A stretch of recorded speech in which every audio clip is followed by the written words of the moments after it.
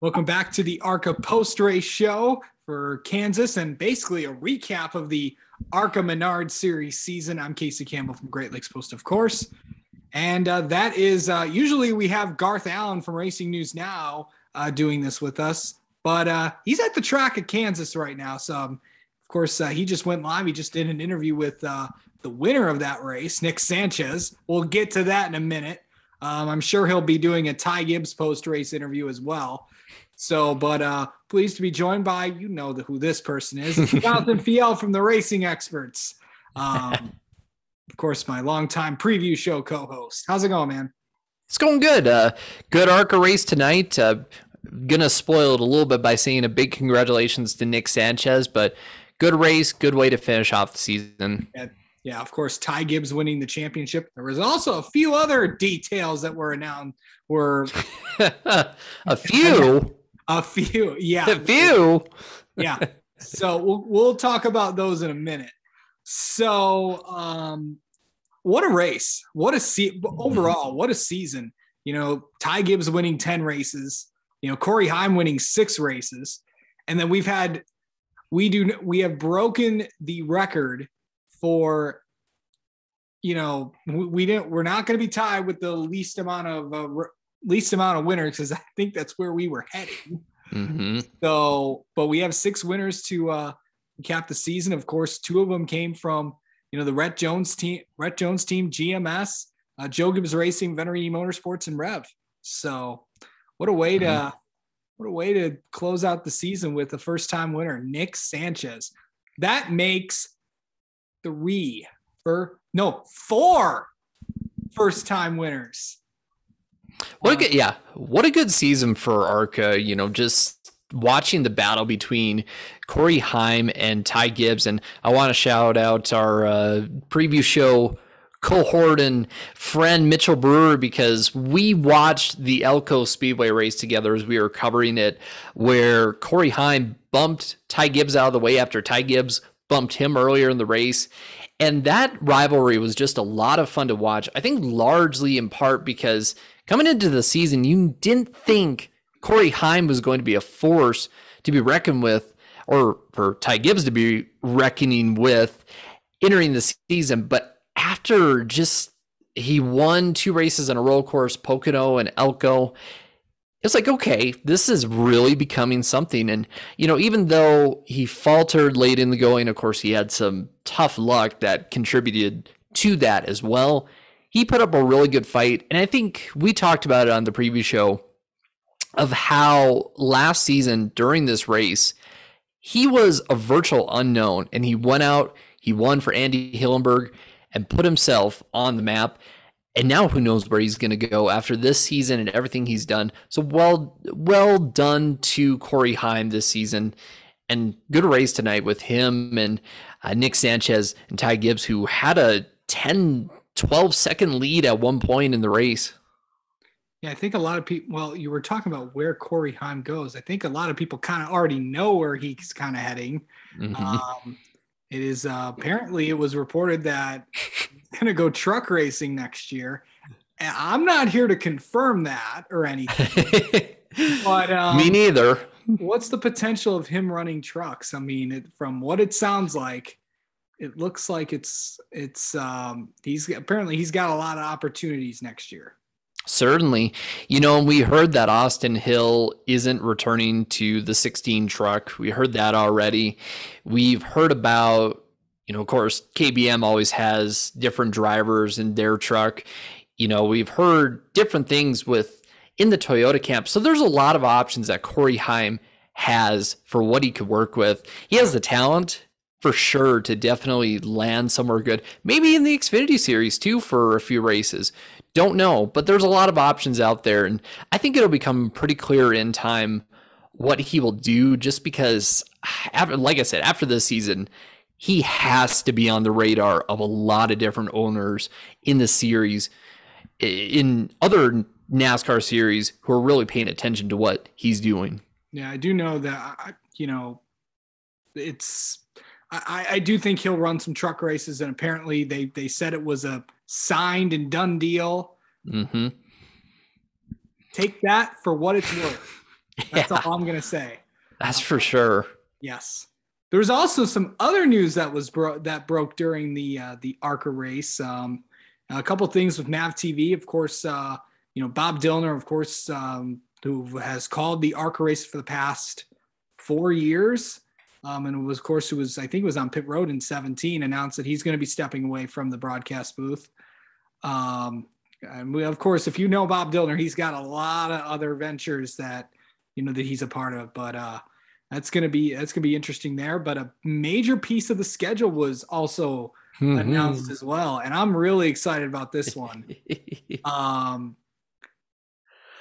Oh, I do. I should do the honors, shouldn't I? Go ahead. I know that Daytona was confirmed already. I know there are multiple races that have already been confirmed this year, but the championship race will be heading different. Where is it going? I feel like I'm taking a piece of your soul by announcing this. You know what? I don't care. Go ahead. I'm just really excited. Well, Casey should be excited because Toledo Speedway is going to be hosting the ARCA Menard Series finale next season. Of course, that's his home track. He's been out there countless times, had a lot of fun out there. It used to be the home of the finale. If you remember, we remember Ricky Stenhouse Jr. and Scott Speed getting into it, and Justin Allgaier. Yeah. Justin Allgaier very much remembers this championship where he snuck in and won it. So that's going to be fun to see, especially the ARCA Menard Series return back to where they've gone so much. And for our very own Casey Campbell to go out and have a lot of fun and see Charlie Krall in his absolute element. I've seen Charlie in his ultimate. Of course, Charlie, hosts the ARCA preview show with me, of course, to get the series perspective of it. But I cannot tell you when I saw that you and I were talking during the race, and I cannot contain myself that Toledo is the championship race in there. I'm not sure what the other parts of the schedule are going to be like. Of course, they'll be back at Talladega. That's already been confirmed. They're going back to Lucas Oil Raceway. That's already been confirmed. Michigan is already confirmed. I know Pocono has said that they're going to be back there. Kansas will be, of course, they're going to be going back to Kansas. So, as I said, they're going to be going to Daytona. They're going to be going to Phoenix. That's actually the first MAV TV race in March. So that's going to be exciting. But the championship is back at Toledo Speedway, the home of ARCA. And I can't think of a better place to have it at. And people say, why is Toledo your home track? I mean, like Michigan's my home track. I'm like, it's kind of like my second home track. I was, I was just in Toledo Speedway a few weeks ago for the USAC Silver Crown Championship. And by the way, congrats to Cody Swanson on winning that championship as well. But you know how much I love that. You know how much I love that place. Oh, yeah. Really exciting. Charlie Krall loves that place. I call it the action track for a reason. It is fun. I know only 14 cars were in it last time ARCA was there, but when I go to Toledo Speedway, I have an absolute blast. And I got to thank the folks at ARCA for always being so accommodating to me when I'm there and accommodating to all of the media. Everyone. It's huge. It's amazing. You got to get out there too, bud. I know you live in New Mexico. I know. So yeah. Gotta get out to Toledo. Yeah, and you touched on something just about ARCA. ARCA is in I know there has been talk about ARCA's dying, ARCA's dead, ARCA's in shambles. Oh, really? But honestly, with someone like Charlie Krall over there in the ARCA Menard series and doing things over there, the series is in really good hands. Because while I was at Elko, I saw it firsthand just about how, hey guys, are you coming to Iowa Speedway next weekend? We're doing this, that, and the other. We're going to have a really fun time, and just excited about the series, where I think very sadly, a lot of the excitement for the series has waned in recent years. So, and now that we have different prospects such as Nick Sanchez was full-time this season already, but Rajah Caruth coming into the series running full-time, a lot of good drivers. It's going to be really exciting. I think it's really going to be a draw. Also want to mention too, this is the first time since 2011 that Toledo will be the finale host. I cannot wait. I know it's going to be a year from now, and I don't know what's going to happen to me. A lot can happen in a year, but there is a good chance I'm probably going to be at that race. Oh yeah. So it is definitely going to be very, very exciting. The full ARCA schedule will be released sometime right around Thanksgiving. I was told don't expect any major changes to it. They did mention that 20 races in 19 states, which is interesting. Mm-hmm. I'm like, huge states. I'm like, wait, 19 states host ARCA races? Got to think about that for a second. I'm like, are they going to Georgia, Texas? We just add some states because there are some states that host multiple ARCA races. So we'll just take that for what it's worth, as I said. But we got to talk about this race at Kansas. Nick Sanchez, Rev Racing. Got it done, and we've seen Nick Sanchez be fast at the 1.5 miles. So we saw him almost won the Charlotte race. It was really up there with Ty Gibbs, even though Ty led every lap. He was really up there. Michigan, same thing. Mm-hmm. And it took a bold move and said, you know what? Let's do it. Throw it out there, and he got it done. Wow, indeed. And what a move by Nick Sanchez, too, because Corey Heim made a move to the inside, restart on the front row with Ty Gibbs. Nick Sanchez moved low when they were racing, got ahead, got the win, held him off, too. I know he said it in the post-race interview, he was working the air, trying to hold off Ty Gibbs. What a great win for Nick Sanchez. A lot of people are saying, too, the win was going to come for him, and what better time, too, because he just recently announced that he's going to be back in the ARCA series. He's going to be racing with BJ McLeod in the Xfinity series. There is a lot of excitement coming from Rev Racing, and what a perfect moment just for the team, for everybody involved with Nick Sanchez, just to be able to get that win. He ran up front, too, throughout the race because he passed Corey Heim at one point in a green flag run. He had good short run speed.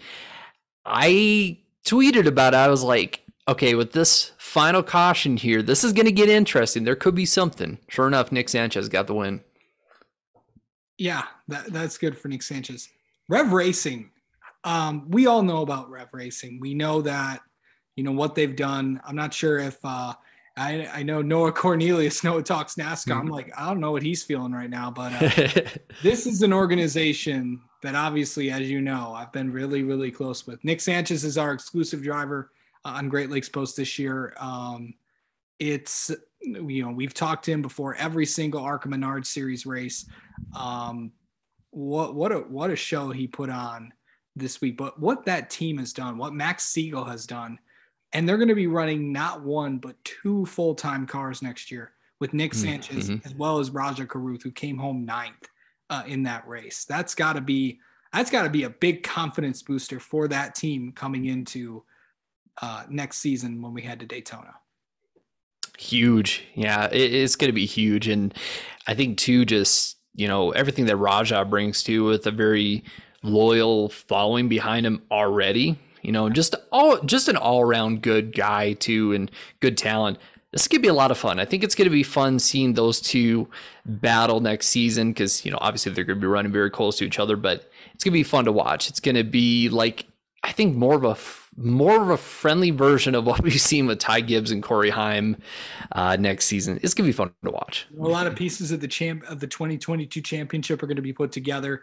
Nick Sanchez and, of course, Raja Karuth are going to be running for the championship. I know there's going to be many. I know there's going to be some other announcements regarding who's running for the championship coming up. I know we've talked about, with Greg Van Elst, possibly he hinted at maybe running a full season. I know there's also a lot of conversation around Daniel Dye, what GMS's plans are going to be. What we don't know what Venturini's going to do. Now we sort of know what Joe Gibbs Racing might do. I fully expect to see Sammy Smith in there.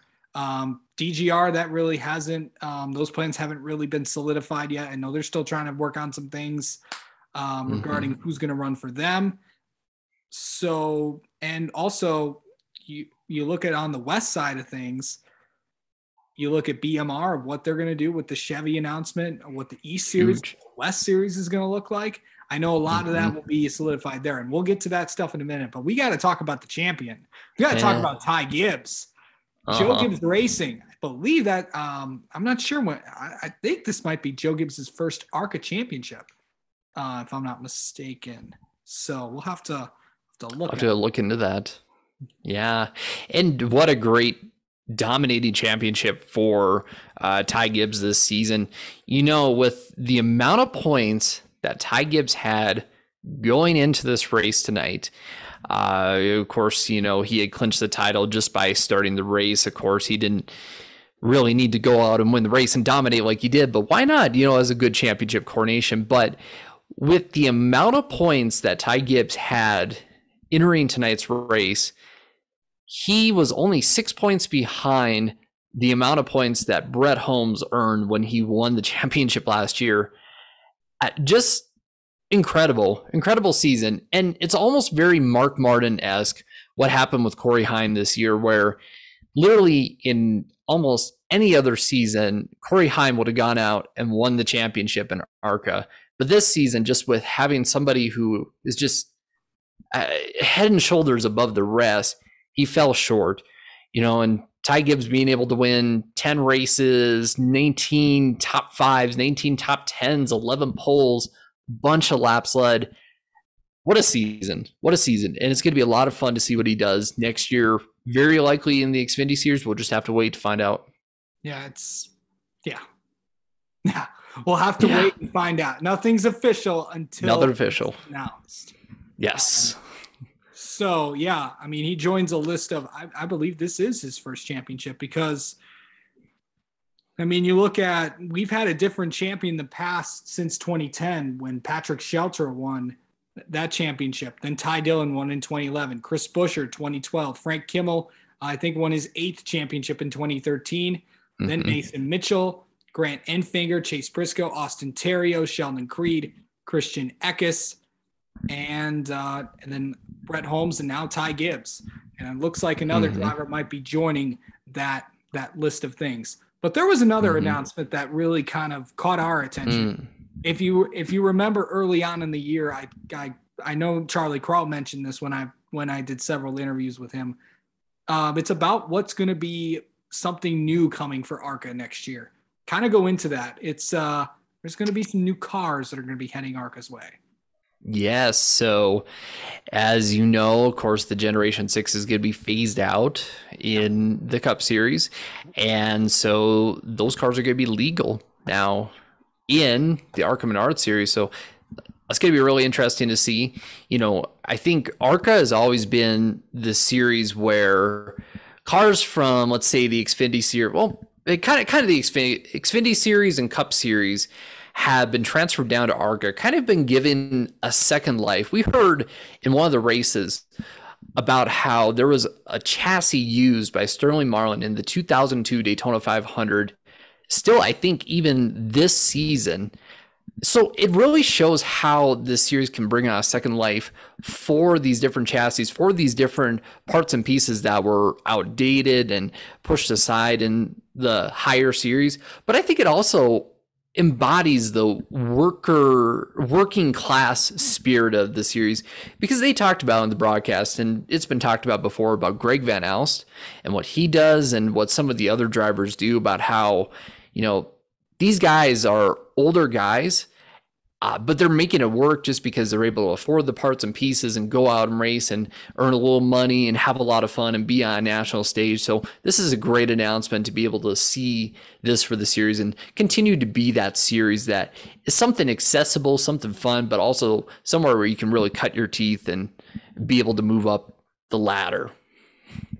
Yeah, so the NASCAR approved Generation 5 frame and roll cage assembly consisting of main frame rails, left side rails, a lot of interesting stuff here. Frame and roll cage is used to necessary the following specifications and with the car, with all that, but this is a big announcement. We'll get into that more often. I know they were talking about using Gen 5 cars that are going to be out there for that. So we'll see how that changes with the series, with the next gen car rolling into the Cup Series. For sure. Yeah. Interesting to see there. I think a lot of people forget too that the Gen 6 car used a similar chassis as what the COT used. So this is really big for the series, having this rules bulletin come out. Yeah, it's definitely going to be there. I know that the series has talked about using that type of car before. I had an idea that they've wanted to do this for a long time. I know to boost, to get car count up, to get more teams in there, to get more competitive teams in there. So also I know that the Elmore engine, of course, that the engine that's also used in the truck series. I know that's also trying to get a lot of those truck teams to come over there. Of course, you saw Nice Motorsports running in ARCA. GMS is run in there, DGR, Joe Gibbs Racing, Venturini, all those teams to rest assured with that. So now that the full ARCA Menard Series season is over, I know we got one ARCA West race at the end of the year in a couple of weeks at Phoenix. That race is going to be up. And by the way, you're going to be there, so that'll be fun. You're going to be there. You're going to be there for championship weekend. So it will be fun there for sure. But looking at 2022 for a second, I know we're going to talk about this as the off season kind of rolls along. What are you most looking forward to in the ARCA Menard Series season? I know a lot's not out there. We don't know the schedule yet, but overall, what are you looking forward to this season? This coming season, I should say. Yeah, I'm looking forward to seeing how Daniel Dye does, if he does go full time in the series and in the races he does, because he's a good prospect in this series. Just the win that he had this season, how competitive he's been with guys like Ty Gibbs and also with Corey Heim. He's going to be someone that's going to be really fun to watch, especially now with, GMS really making a good effort in the series. Not saying they didn't before, but really make it a strong effort in the series. It's going to be a lot of fun to watch. I think Daniel Dye would be fun to watch. He might be the next Corey Heim situation. Of course, Corey Heim was a little bit more unknown than Daniel Dye was at this point last season. But Daniel Dye, I think, is going to be someone who really emerges as, who knows, maybe a championship favorite if he goes full-time in the series. We'll just have to see. Yeah, we'll have to see. A lot of announcements coming for sure. So stay tuned in regards to, drivers for next year, as well as the schedule for the main ARCA series, ARCA East and ARCA West. Those schedules will be coming, like I said, in the next few months. Lots still has to be solidified. And now with all with Cup, Xfinity, and trucks schedules are out. Now it's time for to lock down a lot of those places. But some big developments, of course. Toledo Speedway to host the ARCA Menard Series Championship, and I am excited for that. Let's go! All right. Well, that's going to do it for us on the ARCA preview show. We do a lot of preview shows, so a preview show. Yeah, I do that too. The ARCA post race show for Kansas. Congrats to Nick Sanchez. We're going to be talking with him, talking about this win. Congrats to Rev Racing as well. Congrats to Ty Gibbs on winning the championship. Bob Dillner, congrats to you. Of course, thanks for your service to the ARCA Menard Series. I also got to thank the series as well. I got a big shout out to Charlie Crawl, of course, who's been a big mentor of mine over the past year. It's been a pleasure to work with him. I know that you've done some stuff with him as well. So it's always open to anything talking with me or really anybody else about this series. So congrats to Nick Sanchez on winning the race. Your 2021 champion, Ty Gibbs. We'll definitely be talking. We still have a season to finish off. Martinsville, Phoenix. We still got some off-season stuff. We're not going away just yet. We're going to be here plenty with you even after the champions are crowned in Phoenix, and we'll be with you throughout and getting you ready for Daytona coming up in 2022.